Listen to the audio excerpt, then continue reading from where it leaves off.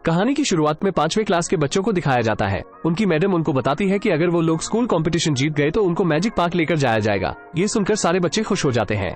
Madam अपने class के बच्चों को बहुत मानती थी, लेकिन बच्चे बहुत हरामखोर थे। वो अजीबोगरीब मुंह बनाते हैं, जिसे मैडम उल्टी करने लगती है और क्लास से चली जाती है। स्कूल खत्म होने के बाद पेरेंट्स मीटिंग होनी थी, इसलिए सारे बच्चों के पापा मम्मी आए हुए थे। सारे पेरेंट्स को बता दिया जाता है कि मैडम प्रेग्नेंट है, इसलिए वो लंबी छुट्टी पर जाने वाली है। ये सुनकर पेरेंट्स को अच्छा नहीं लगता है, लेकिन वो कर भी क्या सकते थे। वो सारे गुस्से में स्कूल से जाने लगते हैं। ये कछुआ और लियो उनको जाता हुआ देख रहे थे। तभी उनके पास 2 आदमी आते हैं और कहते हैं कि लेपर्ड की उम्र लगभग 75 साल होता है। ये सुनकर लियो बहुत टेंशन में आ जाता है। कम टाइम है, कम से कम 30 साल का तो टाइम दे रही है। वो अपने दोस्त खरगोश के पास अपनी उम्र पूछने के लिए जाता है। खरगोश जोड़ घटाव करने के बाद उसको बताता है कि उसके पास बस 1 साल बच गए हैं। ये सुनने के बाद लियो बहुत टेंशन में आ जाता है, क्योंकि उसने अभी तक शादी भी नहीं की थी।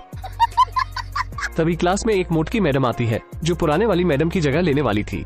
वो क्लास में आते ही बच्चों पर अपना रौब झाड़ने लगती है और कहती है कि तुम बच्चों को अपनी जिम्मेदारी लेनी चाहिए, इसलिए तुम में से आज एक बच्चा पेट को अपने घर लेकर जाएगा। लियो ये सुनकर बहुत खुश हो जाता है। मौका पाते ही वह इस लड़की के घर से भागने लगता है, लेकिन रात होने तक वो बस खिड़की के पास ही पहुँच पाया था। तभी वह फिसल जाता है और खिड़की के पर्दे पर लटक जाता है। वह इस लड़की के ऊपर ही कूद जाता है। लड़की डरकर उसको दूर फेंक देती है, लेकिन अचानक से लियो उससे बात करने लगता है, क्योंकि उसको इंसानों की भाषा आती थी। वो लड़की से बोलता है कि तुम देवी हो, इसलिए तुम मेरी भाषा को समझ सकती हो। लड़की ये सुनकर बहुत खुश हो जाती है और बहुत मोटिवेट भी होती है। अगले दिन वो लियो को सही सलामत जार में रख देती है। कछुआ लियो को वापस देखकर कहता है कि तुम तो उस लड़की के घर से भागकर दुनिया घूमने वाले थे।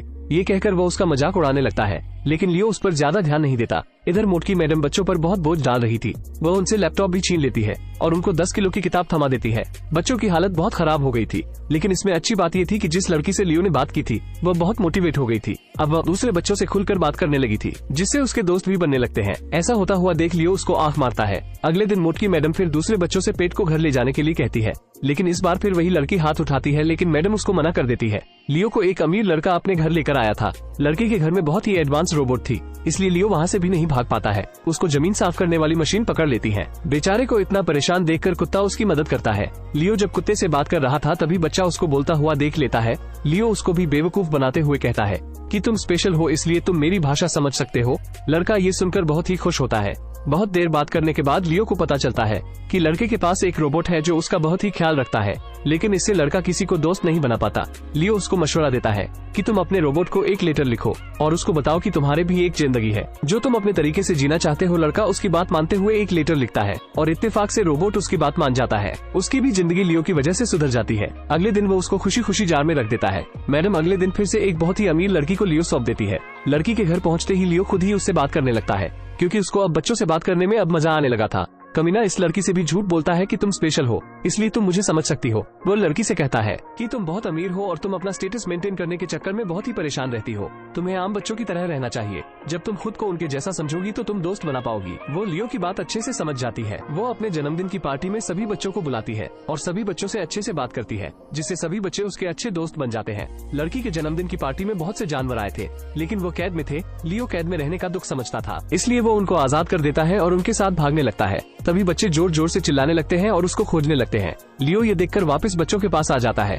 इन सब के बाद वो स्कूल में अपने जार में आ जाता है। धीरे धीरे दिन गुजरते हैं। कछुआ ये देखता है कि बच्चे लियो की कुछ ज्यादा ही फिक्र कर रहे हैं, इसलिए वो समझ जाता है कि लियो सभी बच्चों से बात करता है। तब लियो कछुए को सारी सच्चाई बता देता है और कहता है, हाँ मैं बच्चों से बात करता हूँ और उनके प्रॉब्लम सॉल्व करता हूँ, इसलिए अब वो खुश रहने लगे हैं। अगले दिन मैडम कहती है कि तुम लोग हमेशा लियो को लेकर जाते हो, आज तुम लोग कछुए को घर लेकर जाओ, लेकिन सारे बच्चे मना कर देते हैं। तो मैडम एक शर्त रखती है कि अगर तुम लोग एग्जाम में अच्छे मार्क्स ले आओ तभी तुम लियो को घर ले जा सकते हो। सारे बच्चे जी जान से मेहनत करने लगते हैं। बच्चे एक एक करके लियो को अपने घर ले जाने लगते हैं। कछुए को ये देखकर बहुत बुरा लगता है कि कोई उसको पूछ नहीं रहा है। एक दिन जब लियो सारे बच्चों से एक साथ फोन पर बात कर रहा था, तभी कछुआ उसका वीडियो बना लेता है और सारे बच्चों को फॉरवर्ड कर देता है। सारे बच्चे समझ जाते हैं कि लियो ने उनसे झूठ बोला था कि वह लोग स्पेशल हैं। सारे बच्चे उसको डांटने लगते हैं, क्योंकि उसने उनको बेवकूफ बनाया था। तभी इन सब के बीच मैडम लियो को बात करता हुआ देख लेती है। आज वो भी लियो को अपने घर ले आई थी। वो लियो से कहती है कि स्कूल में उनको कोई पसंद नहीं करता। तब लियो अपना फिर जादू चलाता है और मैडम को समझाता है कि अच्छे टीचर वो होते हैं जो अपने बच्चों को समझ पाते हैं और उनकी जिंदगी सुधारते हैं। मैडम ये सब सुनकर थोड़ी सी मोटिवेट होती है और लियो को अपनी जेब में रख लेती है और स्कूल कंपटीशन के लिए निकल जाती है। इधर मैडम के क्लास के बच्चों पूरे कॉन्फिडेंस के साथ अपना बेस्ट देते हैं और कंपटीशन जीत जाते हैं। बच्चों की जीत का पूरा क्रेडिट मोटकी मैडम को जाता है, लेकिन असली हकदार तो लियो था। जीत की वजह से मैडम में घमंड आ जाता है। वो लियो को एक घने जंगल में ले जाकर फेंक देती है और कहती है कि तुम्हारी वजह से मेरे मेरे क्लास के बच्चे कंपटीशन हार गए हैं। ये सुनकर लियो बहुत मायूस हो जाता है और उदास होकर जंगल में चला जाता है। अगली सुबह बच्चे लियो को ढूंढ रहे थे, तभी मोटकी मैडम उनसे कहती है कि लियो यहाँ से भाग गया है और वो अब कभी भी नहीं आएगा। बच्चे ये सुनकर मायूस हो जाते हैं। वादे के मुताबिक उनको ट्रिप पर ले जाया जाता है, लेकिन बच्चे उदास बैठे थे क्योंकि लियो जो उनके साथ नहीं था। कछुए को यह एहसास होता है कि उसका दोस्त खतरे में है, जरूर मोटकी ने उसके साथ कुछ किया है। इसलिए वह अपने दोस्त ड्रोन की मदद लेता है और उसके जीपीएस के मदद से बच्चों के पास पहुंच जाता है और उनसे सारी सच्चाई बता देता है कि कैसे मैडम ने लियो के साथ धोखा किया है। सारे बच्चे मैडम पर गुस्सा करने लगते हैं।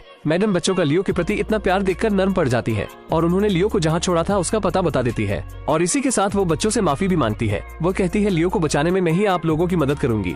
वो बस ड्राइवर से कहती है कि बस को मोड़ो और जहाँ मैंने लियो को छोड़ा था वहाँ चलो। तभी सीन कट होता है और हमें लियो को दिखाया जाता है। वो जंगल में घुलने मिलने की कोशिश कर रहा था। वो एक भी कीड़ा नहीं पकड़ पा रहा था क्योंकि उसको तो हमेशा बैठे बैठे खाने को मिलता था। वो अपनी बिरादरी के लोगों से मिलता है और उनको स्कूल के बच्चों के बारे में बताता है। लियो बच्चों को याद कर रहा था। वो कहता है कि क्या पता मैं अपने 1 साल की जिंदगी में उनसे मिल भी पाऊंगा या नहीं।